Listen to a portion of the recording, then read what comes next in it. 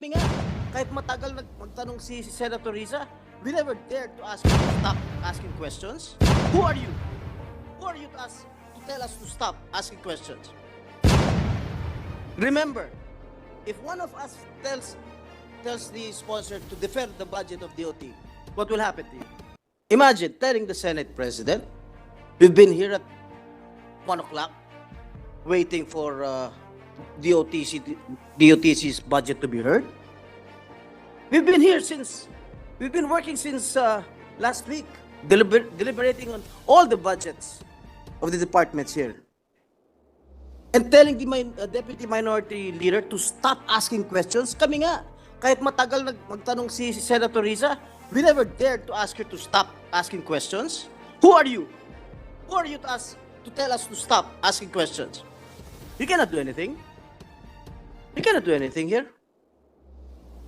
If I move to defer your budget or to slash the budget of DOT because of your actuations and because of your actions towards my colleagues here,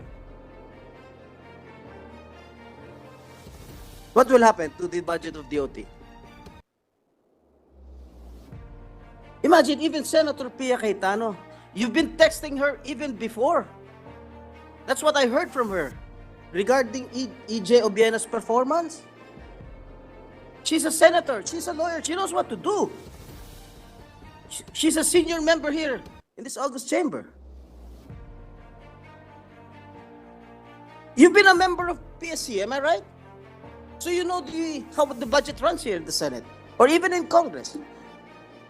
You know, we spend wee hours of the morning here. Am I correct? And why are you complaining? The secretary is not complaining. She is a neophyte secretary. She never complained. Who are you to complain? The secretary is a good friend of all senators here. She never complained. Kahit siguro alas 3 na ma-hear yung budget ng DOT, hindi magre-reklamo yan. Because she knows what's happening here in Congress, or in the Senate in particular. I think our colleagues, they deserve an apology from you. If the majority leader, the Senate President, will allow us to suspend the rules. And, Yes, actually, just to put it in proper perspective, my dear colleagues, for the information of the departments, we're just doing our constitutional mandate of hearing all the budgets and asking diligently where the funds are being utilized. We have no right to stop any member of the Senate to ask questions, propose amendments, and as Senate President, I will never do that to any of you.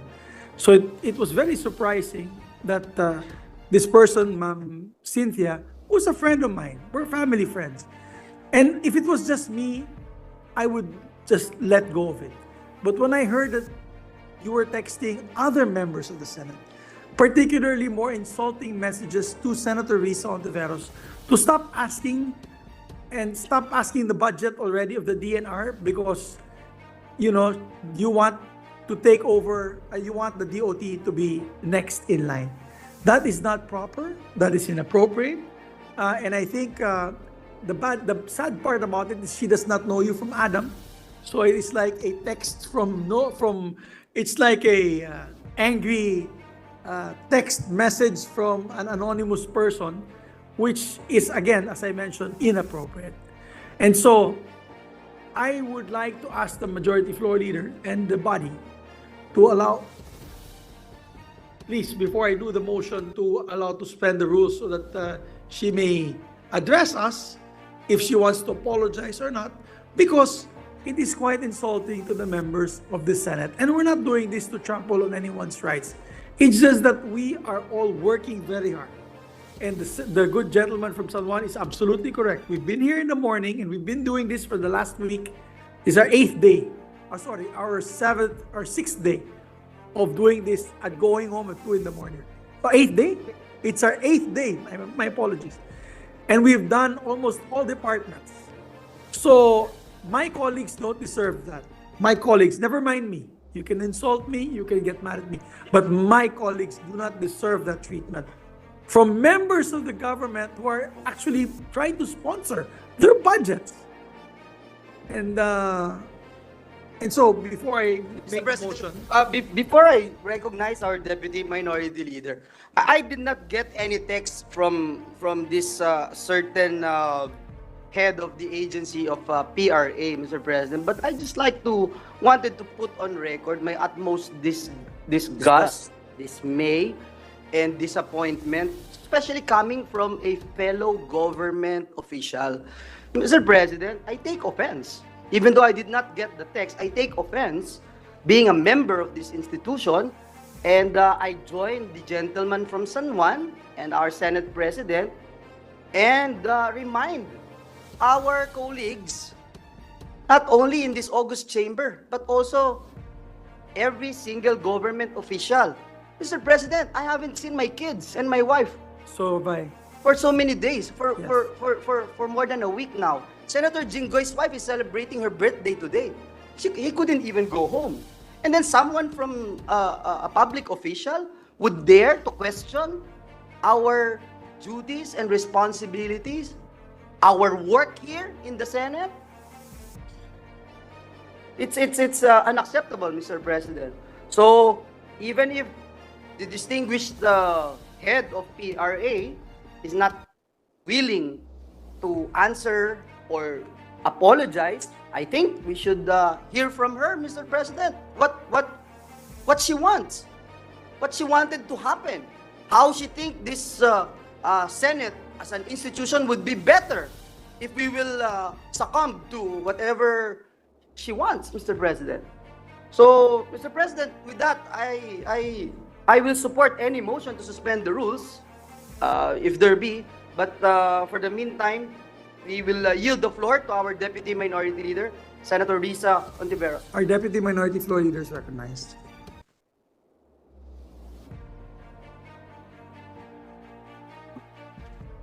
Salamat kaayo, Mr. President.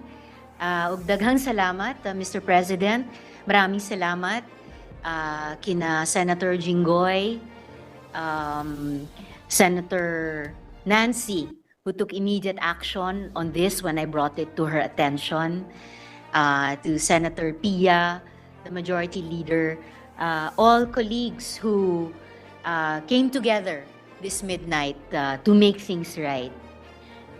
Sa huli kasi, higit sa lahat tungkol ito sa respeto.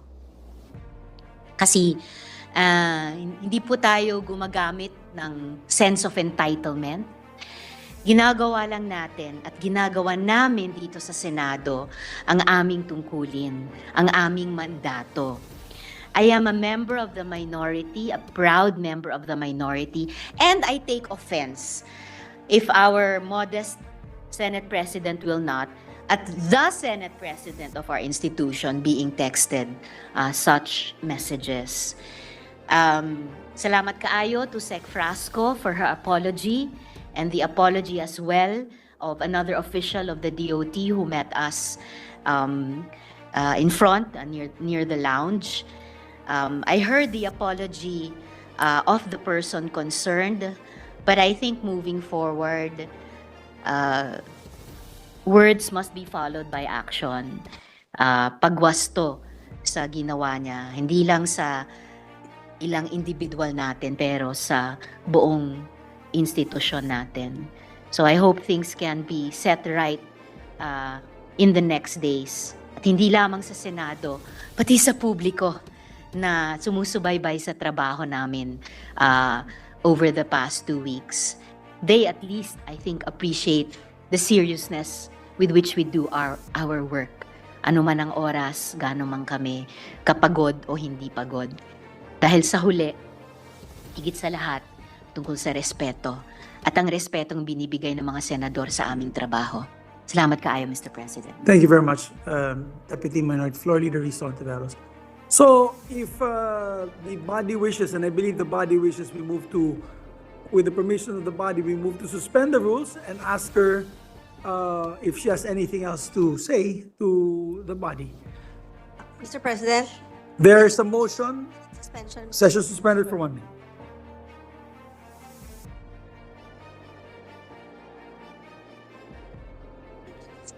So, Mr. Majority Floor Leader, Mr. President. better that we allow the head of the agency. That's what I'm going to move, Mr. President.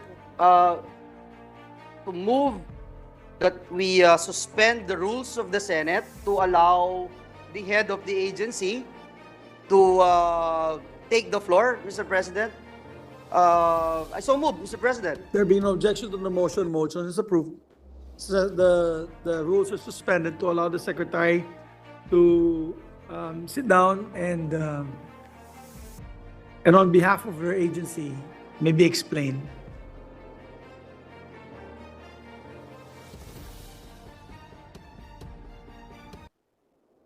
Good morning, Mr. Senate President. Good morning, and ma'am. to the members of the Senate. First of all, allow me to express my gratitude for your service to our country and to make things quite clear that the Department of Tourism fully respects the constitutionally mandated duty of the Senate to deliberate upon the budget of all agencies, including the DOT. We respect your mandate, we respect your discretion, and we fully appreciate your exercise of your duty even now to the wee hours of the morning. That being said, I share in your shock and dismay at the highly inappropriate, unacceptable, and out-of-line actions of the head of the Philippine Retirement Authority, the recently appointed GM Cynthia Carrion, who, at the beginning of this day, also actually approached me and demanded that we be placed first as far as the schedule of the deliberations of the budget. To which I immediately replied to her to say that we cannot do that because the Senate is an independent body and we must fully respect their schedule, their discretion, their time. We wait like everybody else because that is, we are in their house. Notwithstanding that, imagine my shock and complete and utter disappointment when I learned that she, in defiance of what I had been very clear to her about, proceeded to send these inappropriate text messages. Upon my learning of these actions, as brought to my attention by Senator Nancy Binay, to whom I am very grateful for letting me know, I demanded that she issue an immediate and personal apology to all of the senators, including the good Senate President, for having acted at the height of impropriety, and also to make very clear that she acted on her own and without the imprimatur of the Department of Tourism or any other attached agency or official of the DOT. That being said, Mr. Senate President, she earlier apologized personally to the senators. Nevertheless, as a tacit manifestation of our commitment to set things right, I have already ordered my Chief of Staff to immediately conduct an investigation into her actuations and subsequent findings of the same to mete out the appropriate penalty that is appropriate to the impropriety of her actions. To close, since I am the head of the Department of Tourism, of which the PRA is an attached agency, I would just like to emphasize our due respect to the Senate and to your exercise of your duty. We yield to your discretion and we thank you for your patience. Daghang salamat. Thank you very much, dear Secretary.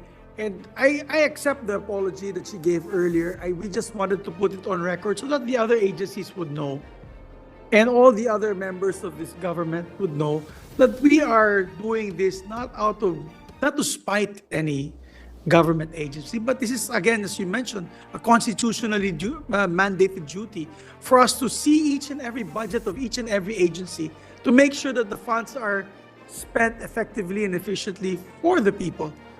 And so we thank the good secretary. She went to see us earlier inside the lounge and she apologized on behalf of the agency. And it is in no way, secretary, a reflection of your job. You're doing a great job as secretary of the Department of Tourism. As I said, almost everybody here, not everybody loves you and supports you and the department and the great men and women of the Department of Tourism. You're doing a great job for the country. Keep up the good work. So let not this incident tonight, frustrate you, and just keep soldiering on. But once again, thank you for that statement, Madam Secretary.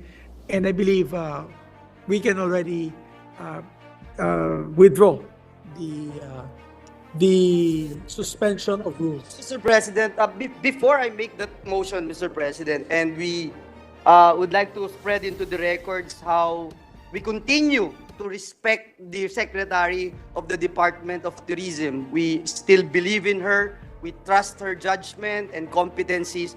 May I just put into the records, Mr. President, what RA 6713, Section 4, Letter B, or the Code of Conduct and Ethical Standards for Public Officials and Employees calls on all public servants to be professional. And let me put on record, Mr. President, it provides, and I quote, professionalism. Public officials and employees shall perform and discharge their duties with the highest degree of excellence, professionalism, intelligence, and skill. They shall enter public service with utmost devotion and dedication to duty. They shall endeavor to discharge wrong perceptions of their roles as dispensers or peddlers of undue patronage. Just wanted to put that on record, Mr. President, as a member of this august chamber, as a fellow public servant, Mr. President. That is the Code of Conduct and Ethical Standards for Public Officials, RA 6713. Mr. President, at this juncture, I move that we withdraw the suspension of our Senate rules and allow again the sponsor of the measure, Senator Nancy Binay, to defend the measure. There being So no moved, Mr. objection to the President. motion.